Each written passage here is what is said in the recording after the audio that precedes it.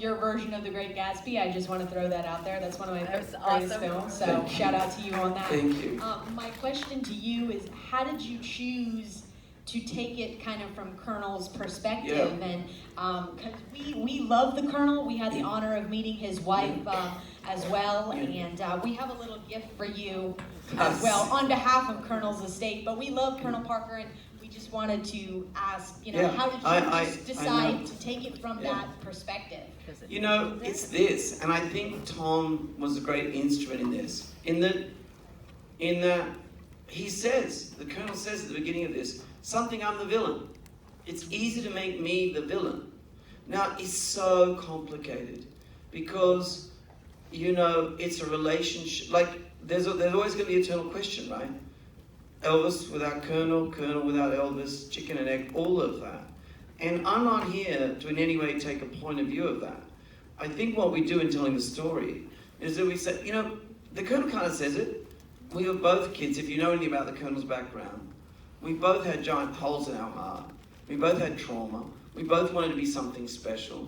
We both soared. And absolutely, there's transgression there, for sure. We know about all of that. But the truth is, with the Colonel's deep dark secret, and the fact is, he did not want Elvis to perform outside of America. He did not want that to happen, right? Having said that, the man was a genius. Like, he invented the satellite. He found ways of this problem is of turning into maximizing Elvis's reach. And I always think of this story, and I don't know what to think about this story. I think it's true, it's not in the movie. But I believe from the research that I've done is that when Elvis passed and the Colonel got the call, the Colonel's next call was to us here to print more records. And I know a lot of people in this room would go, what a heartless, cold person. But the Colonel might say, yeah, but you wanted the records. Like, with the busing, you want the records. And we'll go like, oh, that's just you, but your money. And it's so complicated because he's just not a simple villain. Because by all accounts, he could be the most charismatic, like he was a giant character, And it was such a complicated relationship. But in the end, I think, like any marriage, there probably was a point at which it wasn't helpful, And Elvis Bibi has that line where he says, if you don't do the business will do you. And it's something that younger people don't understand. They know, they're very interested in this film because they're very interested in instant fame.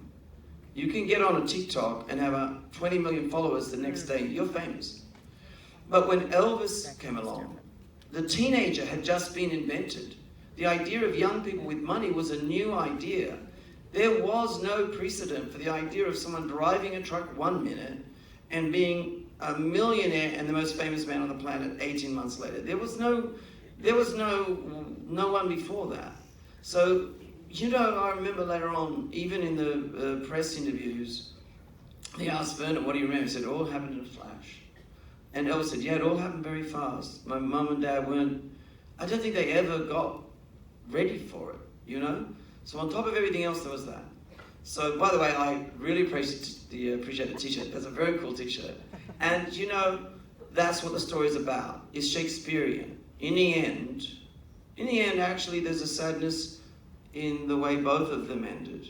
Like, he did end up running around putting his money in slot machines. And Elvis's physical life didn't end that well either.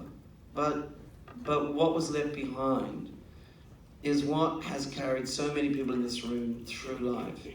And that's what I think is the hope and the beauty. And my job is to make sure, is to help with this storytelling, is that flame burns once again as bright as it possibly can, Thank you.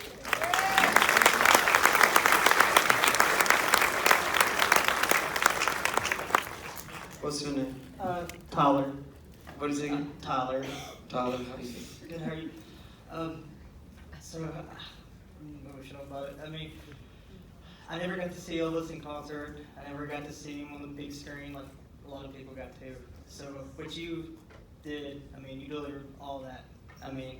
that you did all that. I got a 3-year-old son who is, every time he sees anybody with blonde hair, it's Elvis. So I can't wait to show this to him. I'm so excited. But were there any moments that you didn't get to put in the film that you wish you would have? I know that Elvis's life is just, Yeah. you could make Yeah. a mini series that you could put on Sequel. forever. Yes. Sequel. So were there any moments that you wish you could have put in? You know, Thank you. it's a great question, and it's a beautiful thing to say about your son and not being able to see him, because if in any way you feel like you were in the live experience of being with Elvis, then Austin and the team have done a great work. But one thing here, there were many things. I mean, that's a 42-year life. I couldn't make a 42-year long movie. 2.5 hours is about right. But I will tell you, and I'm not going to be doing a long play version of it next year or the year after, but I probably had a rough cut of 4 hours. So I tell you what, here's a beautiful story about the kind of strong decisions you have to make. The other night we were so kindly embraced and brought to have a barbecue out the back of Graceland, and Priscilla and the whole family brought us in, and I was sitting there with Olivia de Jonge from Australia, and we were seeing the Jungle Room. She said, Baz, she said, this is exactly like the Jungle Room. And I went, yes, that's because it is the Jungle Room. And she said, no, I mean the Jungle Room set. The one that we built, and that we had the scene where Elvis sings In the Ghetto.